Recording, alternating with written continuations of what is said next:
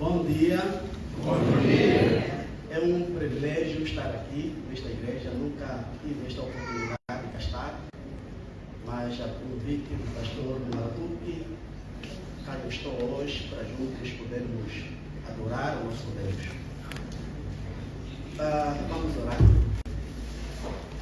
Querido Pai, queremos neste momento alçar as nossas vozes ao seu trono, primeiramente para agradecê-lo pelos benefícios tremendos que o Senhor tem colocado à nossa disposição. É tanta coisa, Pai, que não podemos mensurar aos nossos olhos, mas nós temos esta certeza de que o Senhor tem estado conosco, nos abençoando a cada passo que nos executamos. Agora, pois, ó Pai, queremos te convocar, de modo que o Senhor possa estar neste momento, enquanto abrimos a sua palavra, permitindo, ó Pai, de modo que tudo que iremos aqui trabalhar possa estar em harmonia com sua vontade. Se com todos nós, em nome de Jesus te pedimos. Amém. Amém. Muito bem. Como o tema já foi previamente anunciado, pude ver nos WhatsApp e companhia. Vocês têm na tela. O tema que eu trago esta manhã para juntos podermos conversar é convite. É verdade que o tema em si é um bocadinho vago. Eu deixei de propósito, se calhar, para deixar uma curiosidade. Convite do quê? Mas, a princípio, quando se trata de convite, é algo que agrada a todo mundo. Há um escritor de nome Charles Waddell. Ele define a questão de convite como algo que eleva a estima das pessoas. Ele diz que, de uma forma básica, ninguém não gosta de ser convidado, porque ela sente-se elogiada, é importante. Isso eleva a sua estima. Mas esta manhã eu quero tratar de um convite, não de festa, não de banquete, porém um convite de missão. Um convite de aceitar a Cristo como mestre da vida e pautar ou para o outro e caminhar com ele. E o nosso texto para análise está em São Marcos, capítulo 1, nos seus dois primeiros versos 17 e 18. Assim diz o texto: Jesus lhes disse: vindem após mim, eu farei de vós que sejais pescadores de homem. Imediatamente deixaram suas redes e o seguiram. Portanto, este é o grande convite que Cristo fez a esses dois grandes homens. Primeiramente, antes de entrarmos no próprio escopo do texto, nós temos que entender que Cristo, nessa altura, estava a começar o seu ministério. E como um bom mestre, obviamente, ele precisaria de homens que pudessem colaborar no trabalho que ele estava prestes a começar. E foi nesta altura em que ele estava em busca, convidando homens, que acabou encontrando-se com esses dois grandes homens que eram pescadores. Homens esses que haviam, se calhar, vivido metade da sua vida na pesca. Homens esses que eram doutos na matéria da pesca, que conheciam todos os truques da pesca, do mar, anzol e o peixe, as ondas, tudo isso era o seu diário. E curiosamente Jesus, apercebendo-se de que este trabalho de pesca é um trabalho árduo, que envolve muita paciência, muita atenção e em parte é um trabalho que envolve também muita resiliência, porque esses homens, muitas das vezes, tiveram que passar momentos de adversidades, nas ondas. E Jesus, com seu olho onisciente, ele conseguiu enxergar algo tão profundo nesses homens. E a razão pela qual ele estabeleceu este nobre convite. E ele começa a dizer no seu texto: vinde, na sua palavra, vinde após mim. É interessante que este convite formulado a esses homens não era um convite somente de segui-lo. Nós temos que perceber de que esses homens já haviam construído toda a vida na pesca. Toda a sua infância, toda a sua fase adulta estava lá introduzida na pesca. Mas de repente Cristo estabelece esse magno convite. Vinde. Primeiro, eu entendo de que ele estava assim a levá-los a mudarem de ofício. Porque eram pescadores de peixe. E o convite primário é que eles passassem a ser pescadores de homens. Portanto, entendemos aqui que é mudança de ofício. Mas existe algo mais profundo que está embebido neste grande convite, para além do ofício. Tem que haver com mudança. Mudanças de paradigma, mudança de sonhos, mudança de perspectiva, como é que eles viam a vida e como é que eles passariam a ver a vida. Porque um pescador de peixe que construiu toda a sua vida pescando, lidando com o mar e os seus acessórios, obviamente que a sua mente estava encaixotada de muita coisa da pesca. E haveria um trabalho árduo que Cristo tinha que fazer para desmamentar tudo que eles tinham na mente de pesca, porque o novo ofício não exigia aquele teor em parte da pesca que eles tinham. Portanto, quando Cristo aqui diz que vinde após mim, em primeira instância ele muda assim de ofício, mas sim ele convida a eles a mudarem de paradigma, de sonho, perspectivas. Eu me lembro lá para os anos, sobretudo anos 1982, sobretudo no dia 30 de novembro de 1982, um dos cantores muito famoso a nível mundial, todos quase aqui conhecem, que eu assim creio, chamado Michael Jackson. Ele lançou um dos seus álbuns intitulado Thriller, significa mistério, algo assombroso.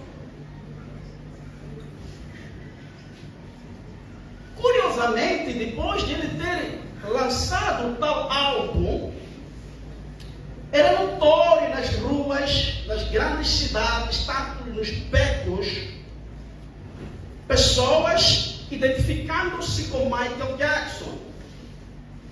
Pessoas vestindo tal igual a Michael Jackson.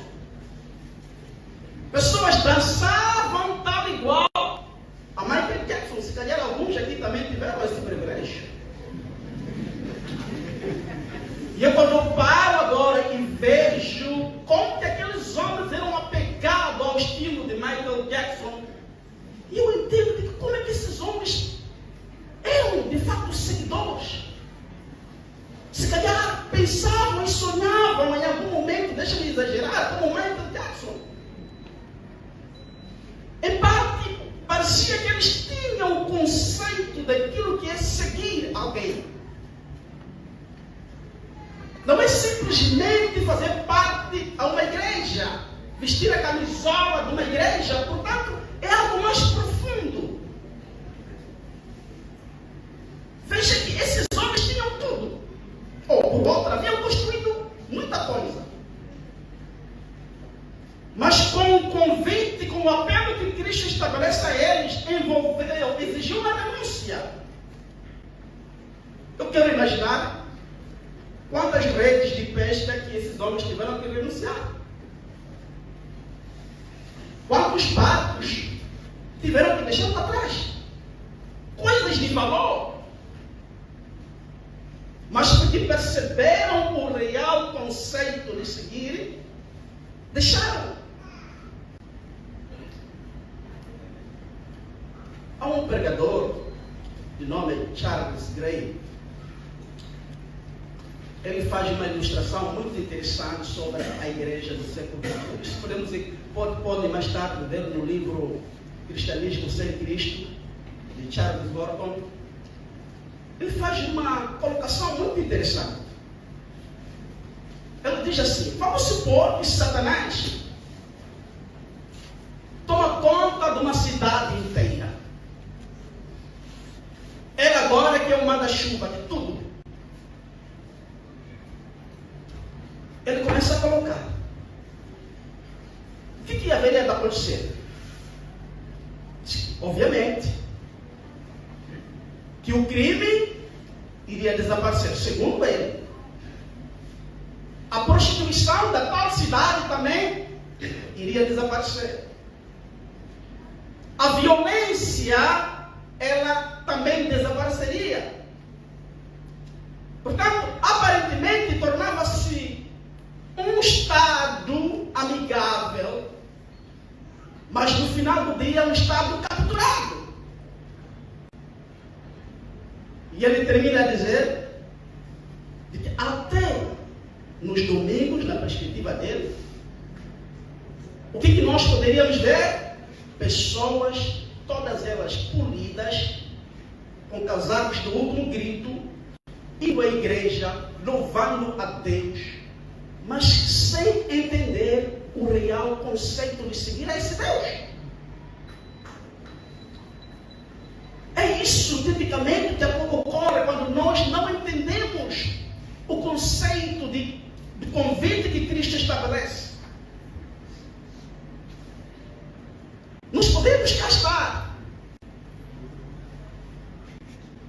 Um dia eu estava a pregar uma certa igreja. Estava a pregar, convidando as pessoas para que tomassem uma decisão. Assim que eu terminei de pregar, a tradutora, que era uma mulher, estava traduzindo, muito inspirada, pontual na sua tradução. Chegou um certo momento e disse: poxa, esta irmã está devidamente inspirada. Assim que eu terminei a minha apresentação, ela aproximou o pastor com lágrimas. Eu acho que eu estou equivocado. Eu acho que não serei salvo. Eu disse: por que, irmã? Como é que você chegou a essa conclusão? O que te leva a pensar de que você não será salvo? Disse: pastor, eu sou feiticeira. Eu disse: o quê? Como assim? Expliquei. A irmã estava a traduzir, estava ali a trabalhar literalmente, mexendo com as tradições. E agora a irmã vem, de repente, esta bomba na minha cara. Explica isso em detalhes. Disse: pastor, eu acho que não vou ser salvo mesmo. Mas não porque eu quero. Não disse assim. Não porque eu procurei. É algo que eu recebi da minha mãe. E a minha mãe recebeu também da mãe dela. Em suma, é a herança da família. Eu disse: irmã, só a coragem que você teve de castar e proferir essas palavras já é um prenúncio de mudança. Há algo em ti está a trabalhar ou está a lhe dizer de que você tem que mudar. Dali eu concluí de que ela não é a única. Se calhar não com estes problemas, com muitos outros problemas que não perceberam o convite de Cristo. Ainda estão agarrados nas coisas do passado. Ainda estão anestesiados por essas coisas, não querem se desmamentar. E transforma a sua vida cristã em algo tão minúsculo, que não tem sabor. Em algum momento até pergunta-se, por que eu vou à igreja? Em certo momento até pensa em desistir e acabar com tudo, porque não entendeu o conceito real de vinde após mim. Não é simplesmente fazer parte de uma igreja.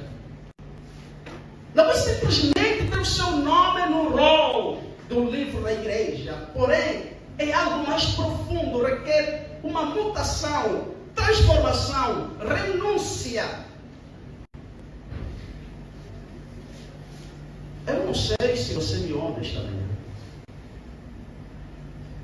E nem sei se você está aqui. Mas eu sei que você está aqui. Vamos para a parte B do nosso texto. Diz assim: eu farei que sejas pescadores de homens. Aqui temos uma promessa. Há um escritor chamado Hidalberto Chavinato, muitos já devem ter lido a ele, em seu livro Gestão de Pessoas. Ele faz uma colocação muito saborosa. Não é possível, ou por outra, ele diz assim: um verdadeiro líder não se limita apenas em recrutar, porém ele equipa. Veja que aqui Cristo diz que eu farei. Ele faz um convite, ele faz um recrutamento, mas por outro lado ele estabelece uma promessa de equipamento, treinamento. Porque ele tem a consciência, este homem é pescador de peixe. Ele sonha, ele fala, pensa, deseja como peixe. A sua mente está envolvida no mar. Os seus paradigmas foram construídos ali. Portanto, nesta nova missão, neste novo ofício, para que ele tenha sucesso, eu tenho que preparar a ele. Você vai perceber que é uma promessa também para o outro lado. Eu farei. É uma promessa transformadora de mutação. Existe um escritor chamado Sérgio Cortella, um filósofo brasileiro. No seu livro Ética e Vergonha na Cara, ele conta uma coisa interessante, embora na minha opinião seja meio esquisita, não é? Mas dá para tirar algum ponto saudável e colocarmos naquilo que estamos aqui a trabalhar. Ele faz uma questão: alguém já viu uma urna contendo compartimento ou gaveta? Por outro lado, ele responde: não, nunca. Faz outra questão: por quê? Ele responde: simples. Porque no final da nossa história, no final da nossa labuta terrena, não levamos nada. O que nós levamos, segundo ele? Nosso caráter. Com isso eu entendo de que quando Cristo aqui diz que eu farei que sejas pescadores de homem, em outras palavras, ele está dizendo que eu vou mudar o seu caráter, eu vou mudar a sua vida, eu vou mudar os seus paradigmas, eu vou mudar os seus sonhos. Porque enquanto você tiver sonhos de pescador de peixe, você não terá como fluir nessa nova empreitada. Não tem como. Há muitos um dia foram chamados, foram dados um convite lá do mundo. Pensavam como pessoas mundanas. Falavam como mundano. Vestia como mundano. Fazia as coisas como mundano. E de repente foi estabelecido um convite e aceitou o apelo do Santo Espírito. E foi introduzido na igreja uma nova área de viver. Mas ainda pensa como uma pessoa mundana. Ainda deseja, tem aspirações como uma pessoa do mundo. Por quê? Porque ainda não foi transformado. Embora estando agora numa outra face da vida, num outro lugar da vida, ainda tem essas crises. Isso é sério. Será que ocorreu uma transformação na sua vida? Traga o extrato da sua vida, desde o momento em que você foi, teve a consciência, começou a ter a razão das coisas, até o período em que você aceitou o convite. Traga o extrato, faça uma reconciliação agora, para ver se você agora está a progredir em Cristo, ou ainda continua como aquele indivíduo, pensando como uma pessoa do mundo, sonhando, vivendo, brincando, falando. Será que há uma mutação? Será que Cristo, ao estabelecer um convite para si através do Espírito Santo, ocorreu uma mudança?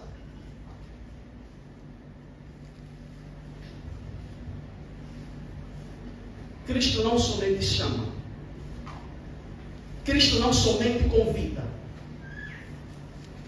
Porém, Ele capacita. Ele treina.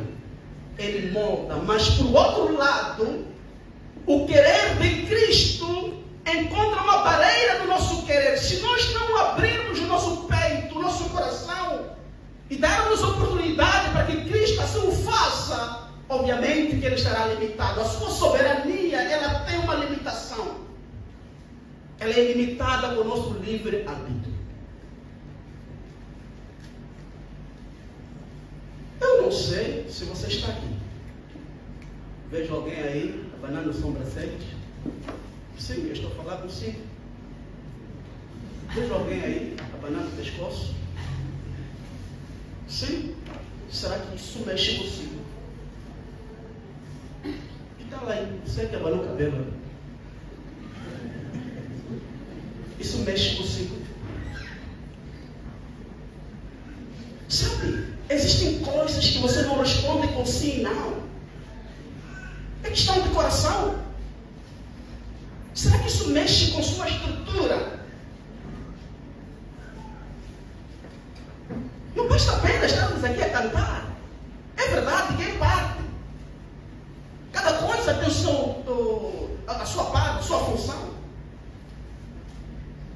Mas o que é mais interessante é mudança de caráter. Porque enquanto não mudarmos de caráter, enquanto Cristo não transformar o nosso caráter e nós não permitirmos que Ele o faça, nós estaremos dentro da igreja equivocados. Não fluímos espiritualmente. Pergunto-lhe mais uma vez. Desde o período em que você aceitou o convite de Cristo, acha que há uma mutação na sua vida? Acha que você está a crescer de uma forma galopante?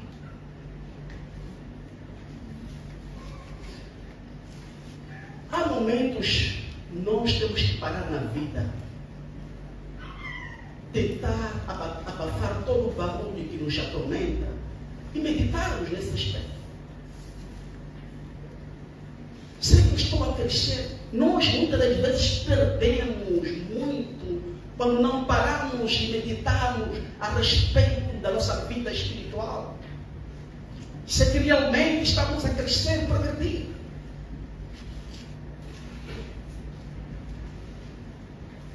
A parte C do nosso texto. Eu farei que sejas pescadores de homens. A parte C diz assim: imediatamente deixaram as suas redes. Eu quero analisar convosco primeiro esse termo imediatamente. Vejam que esta palavra é uma palavra característica do Evangelho de Marcos. Marcos, muitas das vezes, ele é descrito como um homem que vê Jesus como um homem de ação. Essa palavra aparece no Evangelho de São Marcos cerca de 16 vezes. E eu pergunto, quantas vezes, ou por outra, deixa-me colocar de outra maneira, o que é mais importante para a nossa vida? Se calhar posso ir mais de outra maneira. Quando é que nós colocamos algo como prioridade na nossa vida? Obviamente, quando nós achamos como importante. Aquilo que não é importante para nós não temos como prioridade. Tudo aquilo que é importante, que nós achamos como relevante, nós estabelecemos como prioridade. Esta palavra, imediatamente, lendo dentro da conjuntura do texto, o chamado, o convite e deixar as regras de uma forma apressada, isso mostra a prontidão desses homens. Eles concluíram de que aceitar o apelo, o convite de Cristo, era algo mais sublime, mais importante para eles naquele momento. E eles disseram que vale a pena dar valor às coisas celestiais.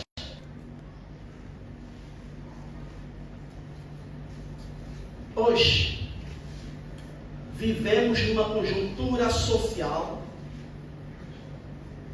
em que a importância para coisas eternas está sendo abafada. É verdade que existem coisas boas na terra. E o diabo aproveita-se disso. Até ele coloca a sua cauda de vigia. Ele nos aperta em todas as esferas, só para que nós perdemos de vista aquilo que é mais importante para a nossa alma, aquilo que fundamenta, que dá sabor, que dá nutrientes à nossa alma. Ele tira isso de nós. Ele nos emerge na política, nos emerge em evangelho de muita moda espiritual, em cruzadas morais, apenas para atrapalhar e cegar a nossa consciência e tirarmos do foco daquilo que é mais importante. Para esses homens, na época, assim que receberam o apelo, o convite de Cristo, o que era mais importante para eles foi seguir ao Mestre Redentor.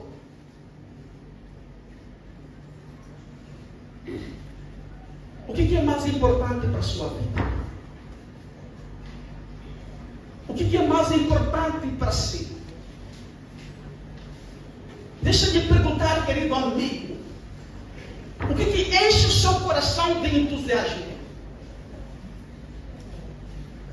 O que enche a sua mente de alegria? O que faz radiar o seu coração, os seus olhos de brilho? Será que é o conhecimento da importância da eternidade? Esses homens tinham esta consciência de que atender o apelo, o chamado de Cristo, era o convite mais nobre e sublime a colocar colocar na sua agenda como prioridade.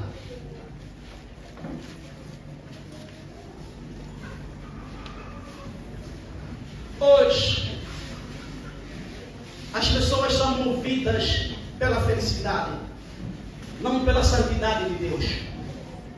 E a consciência do pecado, a consciência do temor, a consciência do convite, em parte, desapareceu.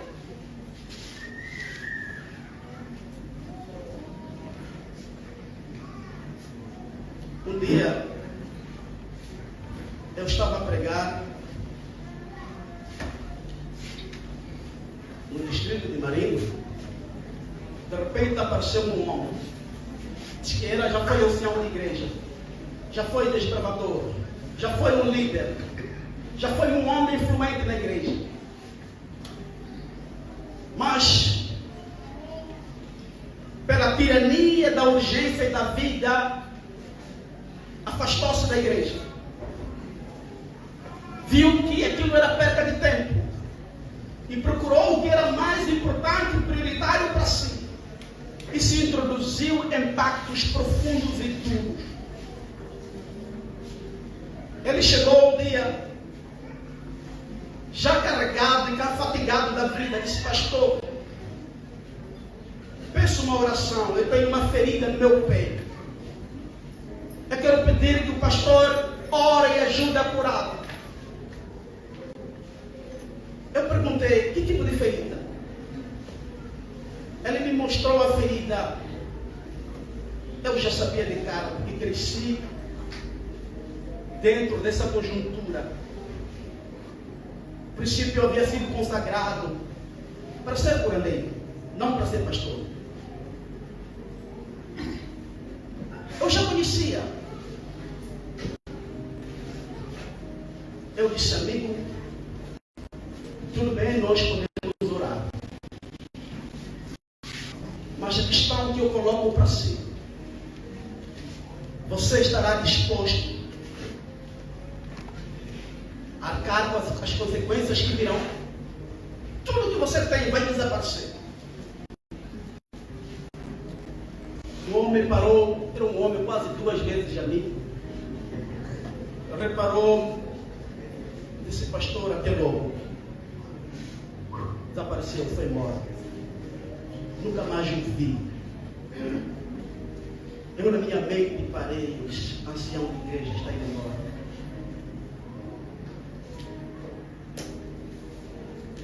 Não conseguiu estabelecer prioridades para a sua vida.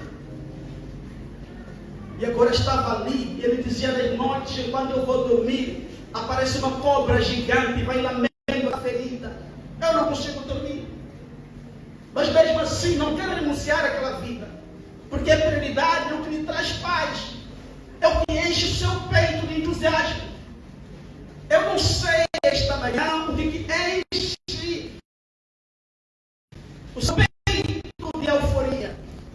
O que faz pintar o seu peito tão rápido. Será que o convite é o Evangelho? São as coisas eternas. O que é mais importante para si? Estou a correr. Vamos para a parte D. E daí termino com a parte E, rapidamente.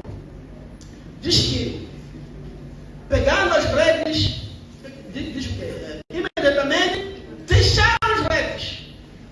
Quero rapidamente analisar convosco essa questão de redes. Diz que deixaram as redes. Tentam analisar pescadores que construíram a sua vida, a sua juventude, emergindo nas redes, mar, anzol, pesca, barco. De repente, do nada, assim que receberam o papel, diz que deixaram as redes. Sabes, nós temos que meditar bem mais fundo. Estou a imaginar alguém que nunca veio à cidade da Bahia. Está lá, no campo, lá. Quando ele vai para a sua vila, vem as luzes. Vila do seu distrito, ele conclui de que este é o fim do mundo. o mundo termina aqui.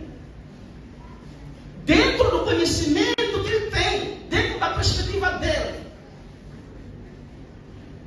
Eu estou a imaginar esses homens que construíram toda a sua vida no peixe, mar, anzol, rede, barco. Aquilo era o fim do mundo, era o luxo que eles tinham. Era a coisa mais sublime que eles tinham.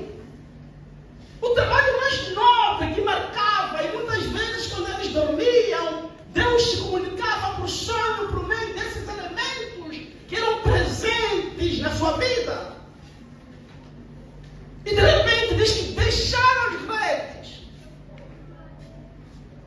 É interessante que quando você está imergido numa coisa há tantos anos, muitas das vezes você não tem como pensar fora daquela caixa. Somente você fica imergido dentro daquela caixinha. Você vê aquilo como tudo. Deixaram as redes. Estão a perceber o que estou tentando construir aqui? Deixaram as redes. A rede era a sua cola da alma. A rede é o que em algum momento lhes impossibilitava de ver os outros paradigmas da vida, de sonharem outros sonhos, de correrem para outras ruas da vida, porque eles viam aquilo como tudo. Eu quero levar isso para outro contexto. Eu não sei, querido amigo, qual é a rede que você está a segurar até hoje, ao ponto de você não crescer espiritualmente, ao ponto de você não aceitar o nobre apelo de Cristo, porque já está provado desde que você foi batizado, ainda continua na mesma estatura. Qual é a rede que você está segurando?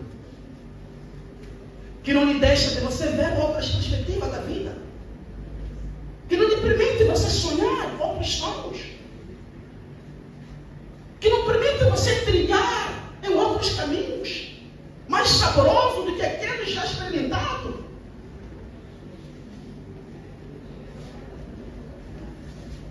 Eu percebo que existe também redes de vaidade que nós estamos a segurar. Existem redes do orgulho que nós já seguramos, que nós achamos que é o luxo que nós temos. Existem redes de vanglória que nós temos. Existem redes de magia que nós construímos. Existem redes de apetite que nós temos, que não nos deixam ver a outra margem da vida. Apenas nós ficamos focados naquela margem que nós construímos e nós achamos de que isto é o mais sublime que nós temos por hora. Tem você uma rede?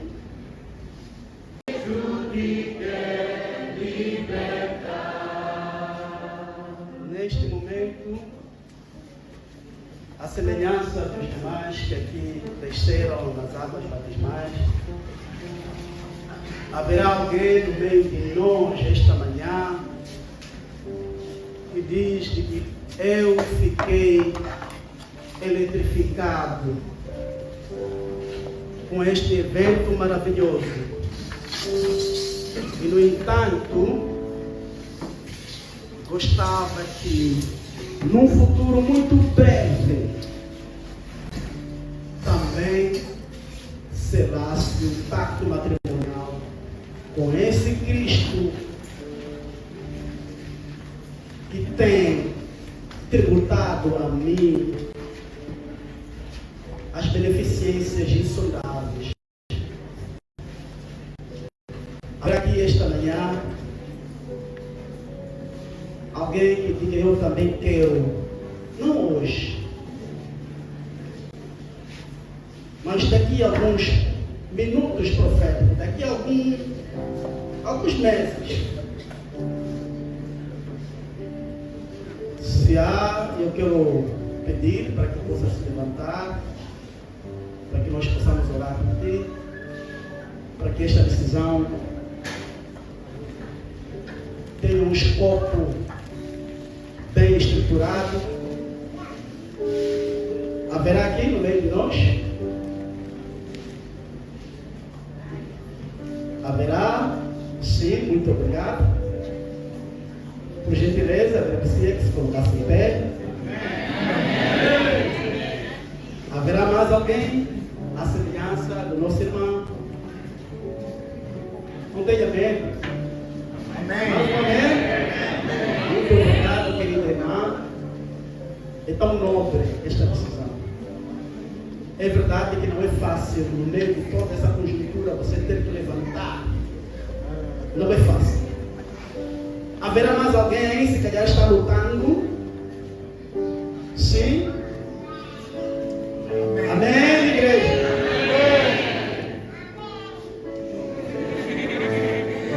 Até a criança aí exaltou de euforia. Mais alguém? Antes de fecharmos? Mais alguém? Amém.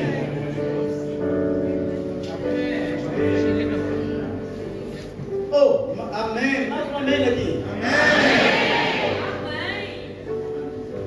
Mais um amém aqui. Mais um amém aí. Mais um outro amém aqui. Parece que está de alguém que está lutando. Alguém que está receoso.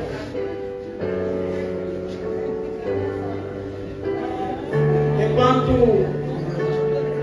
vão deixar os nomes, haverá mais alguém?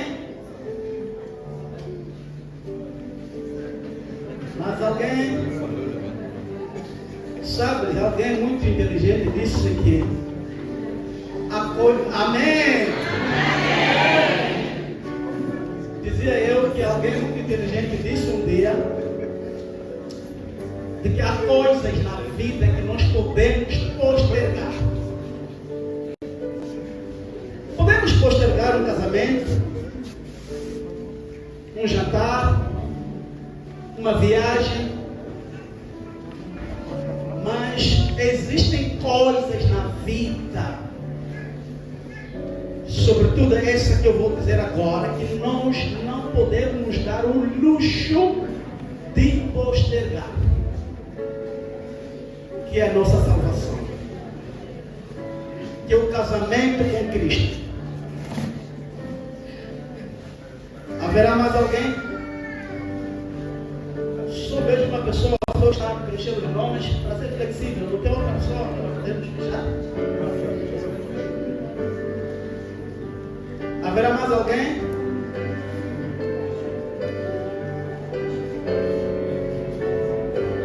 Já podemos fechar? Já está. Podemos fechar? Já preencheu os nomes? Ali também já? Aqui todos já estão. Não se sentem, queremos orar convosco agora.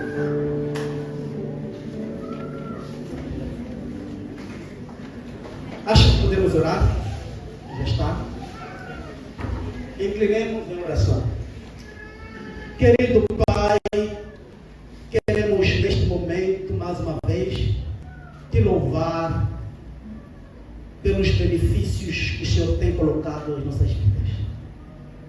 Muito obrigado, Pai, por ter nos concedido este culto, ter nos concedido essas almas que desceram nessas águas no dia de hoje. Isso é tão gratificante para nós, porque entendemos em parte que estamos a cumprir o seu convite, que é de pescar homens ao seu reino. Obrigado, Pai, por ter colocado esta alegria no nosso peito, na nossa vida hoje. De uma forma especial, ó Deus, queremos dedicar nas suas mãos os nossos irmãos que estão aqui em pé, esperançosos e desejosos de um dia também casar-se consigo através do santo batismo. Não é fácil, Pai. Sobretudo no período em que nós vivemos, o diabo põe a sua cauda de vigília só para tirar esse desejo nas pessoas de que elas não se comprometam consigo. Mas nós sentimos-nos honrados esta manhã porque o Senhor nos presenteou essas almas que levantaram-se esta hora para dizer que também eu quero casar com o Senhor. Eu quero, Pai, selar o pacto matrimonial consigo. Por favor, ó Pai, de uma forma humilde, nós te pedimos, como sua igreja, que o Senhor possa fortalecer essa decisão que cada um aqui tomou. Que seja uma decisão firme e que culmine com aquilo que eu entendo dos seus corações, batismo. Por favor, ó Pai, neste período, neste momento, o diabo vai lutando, vai fazendo o seu trabalho tão massivo, com vista a desencorajá-los. Não permita, ó Pai, por favor, te rogamos neste momento, não permita que isso aconteça. Dê-lhes força, dê nutrientes suficientes de resistirem contra esses ataques, esses ciladas que o diabo vai armando contra eles. Por favor, neste momento, como sua igreja, como seu ministro, entrego essas pessoas em suas mãos. Em nome de Jesus te pedimos. Amém. Amém. Por este graça.